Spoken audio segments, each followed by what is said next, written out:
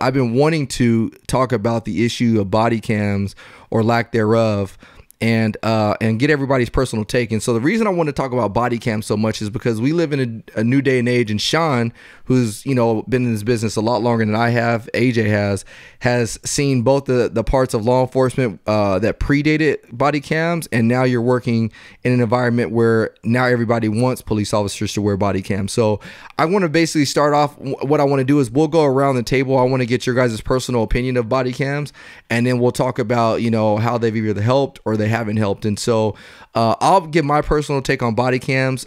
When I started working in police work, I started in 2013-ish.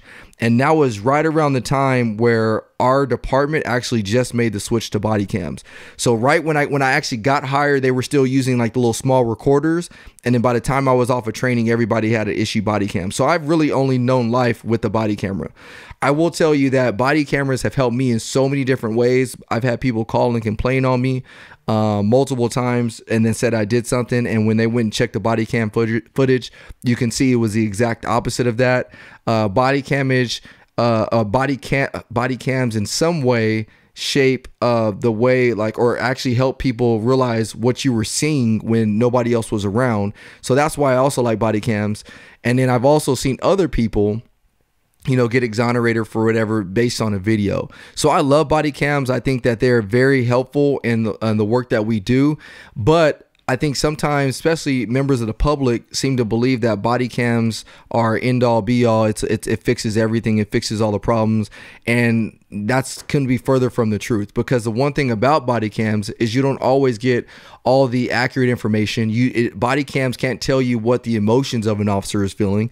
You know, that's an internal thing. So you can't use a body cam to say, oh, this is what I was feeling. You can maybe use it to paint a picture, but it's not necessarily going to tell you how you feel inside. And then body cams also don't pick up every single angle as well. And so the detriment to some of those body cams sometimes is you'll be looking at a situation and you may not see the other angles that come into play when it comes to making a decision. And an example I use is, let's take football, since it's football season right now. They have the sky cam, and when there's a flag on the play and the referees go out into the booth to determine whether or not they challenge the play on the field, the referee is not looking at that play from one angle. There's so many different cameras out on that field that he's able to take a look at it, like almost a 360 view of what actually occurred. And it's not till he takes that 360 gander at that whole situation that he can make a decision that he believes is fit for the call. Body cams don't work like that. Usually you're only going to get, you know, the officer's view, and sometimes if he has a responding officer that come in, you'll get their angles, but you're not going to get that whole 360-degree angle like you would on a football field. And so sometimes people believe that just because you have a body cam on one person, that word is bond now, and now this is what happened, and, you know, this is what it needs to be, and the officer was lying or the officer wasn't lying, whatever it may be. So we can't get into this thing and think that body cams are end all be all to fix to our problems. It's just another tool that helps, you know, paint a picture. But again, that picture is not always what it may seem, kind of as Sean was referring to earlier. So I want to go straight to you, Sean, on this topic.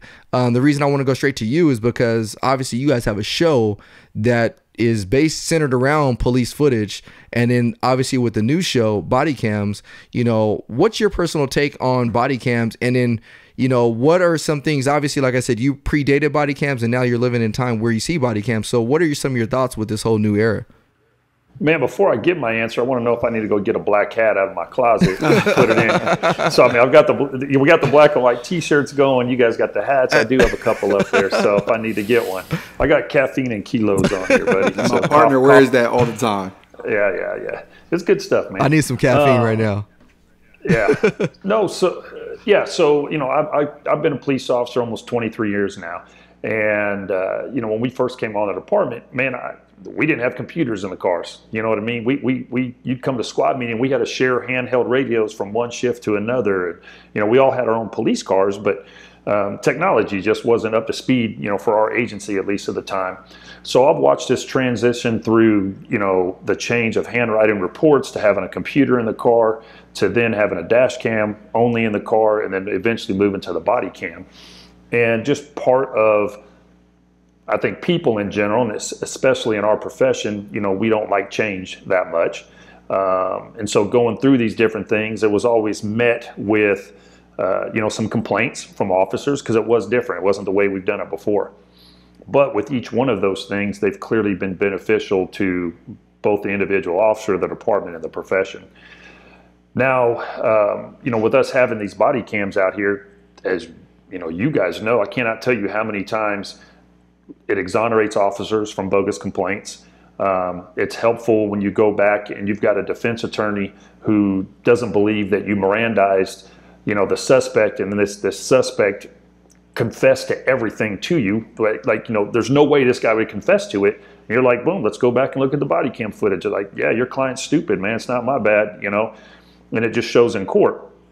So it is beneficial. There was some thoughts from some officers that, the department's going to be watching you, everything you're doing all the time, that type of deal. But I can tell you, man, management doesn't have time to do that, nor do they want to do that. If so, that there's some issues going on there outside of just having a body cam, in my opinion. But going back to the show, so yeah, when you take live PD, we've got cameras that are in cars live, but then when you look at PD cam, all the footage on that show comes from body cams, dash cams, and police helicopters. Incidents that have captured. We've got everything from, the incidents of officer-involved shootings to car chases, which is all the action stuff, the things that usually hit the news. But they got to remember, man, on these body cams, we're also recording life-saving efforts by officers, rolling up on a car accident or doing CPR on a kid or something like that. And it captures those side of things.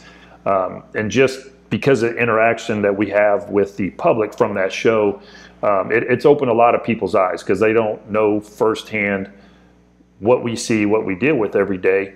And not to keep rambling on, but what other profession out there has a camera following them on their body all day long? None. I mean, seriously, none.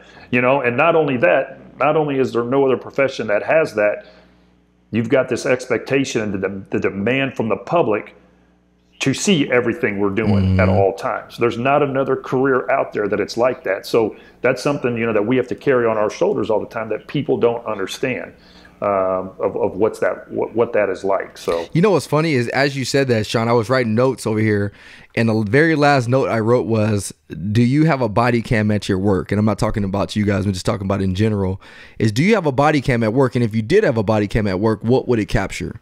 And the reason I brought that up is because there have been times where I've actually muted my cameras. And if you're not familiar with how the body cameras work, there's a couple options that you can do. Obviously, when you click the body camera, it basically goes back 30 seconds. So when it goes back 30 seconds, it doesn't actually have the audio because the camera's always streaming, but it doesn't, when it's streaming, it doesn't necessarily mean it's recording. So as soon as I hit activate, it goes back 30 seconds. So that way you can see what happened prior to that 30 seconds before I hit that button, but you're not going to get the audio. So then once it's on, there is a method that allows us to mute when we're talking to our fellow officers. And so there will be times that we mute them. Now, the reason I bring that up is because I've actually been questioned before is, why did you mute your video?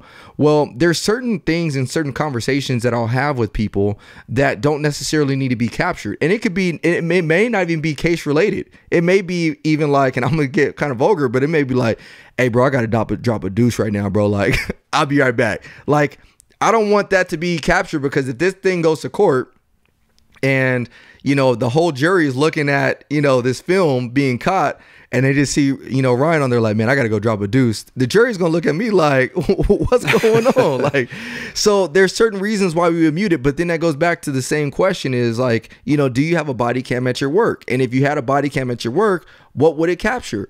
And so, sometimes, again, going back to grace and mercy, sometimes people don't extend that same grace and mercy to police officers as we do to them.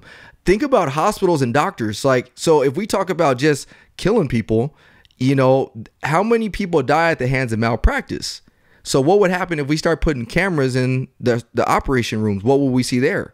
And this is not a knock if there's somebody listening to us that's a medical doctor or who's a surgeon. I'm not saying specifically to you, but the statistics are out there that there's a lot of people that die from malpractice. So if we put a camera in that surgery room or that operation room, what will we catch? Will we see people in there listening to music? Will we see people in there, maybe not paying attention to something? We probably would. because you're human at the end of the day. So my point is that not to say that they need to put body cams in operation rooms, but just realize like these aren't the end all be all. And you still got to realize we're human beings. I'm not trying to mute my camera just to say, oh, I'm trying to cover up and, you know, try to plant this conspiracy and plant drugs on somebody. Now, have there been officers that have done that? Yes, there has. But again, it goes back to because we're human beings, we have humans that are officers that shouldn't be officers, but that's not every officer out there. So what's your take on it, AJ? Oh yeah, so mine is the opposite. And I'll be the first to say this is I am not a fan of body cameras. And keep in mind that I have had body cameras save me in IA investigations. This most recent incident, and here's why I'm not a fan of body cameras. I'll give you a hypothetical because I already know where people are going to go with this. You're working your beat. You see a 13-year-old kid walking down the street. He does something suspicious. You get to talking to him. You find out he's got a little piece of crack in his pocket, right? Like whether he took it from his uncle or dad or whoever, or he's out here selling it. Back in the day, prior to body cameras, hypothetically, of course, you would be able to have a conversation with this kid. Hey, this crack rock could ruin your life, right? You're going to catch a felony. I'm going to take it to the proper room. I'm going to have it destroyed. We're going to have it heart to heart. I'm going to hold you responsible. I'm going to pour into you. The issue now is, and I'm not saying this is everywhere, but it is a lot of places, is body cameras tends to take away officers' discretion. All right, my hands are tied now, kid. Guess what? You pulled that crack rock out, or I went in your pocket and I got it. It's on body camera. You're getting hit with this felony now. Now, I may be able to talk to the judge afterwards, depending on what judge we get and see what we can work out, but you're getting charged with a felony at the age of 13. Hypothetical situation. First reason I don't like body cameras. The second reason I'm not a fan of body cameras is we live in a society now where if it didn't happen on body camera, then it didn't happen. And I'm seeing this everywhere, right? Like how many times have each one of you heard something where an officer is like, oh yeah, no, like he hit me or he did this. And it's like, well, it's not a body camera. You get it on film. It's like, well, no, I didn't have the opportunity to. Right. And it's reverse, right? Like how many times has the general public heard an officer say like, oh, well, this happened. They're like, oh, no, that didn't happen. It was on body camera. Or what did you do when the camera was off? Same deal. And it's taken the trust away from police officers. Now, I get it. More officers are exonerated in complaints. The transparency is great.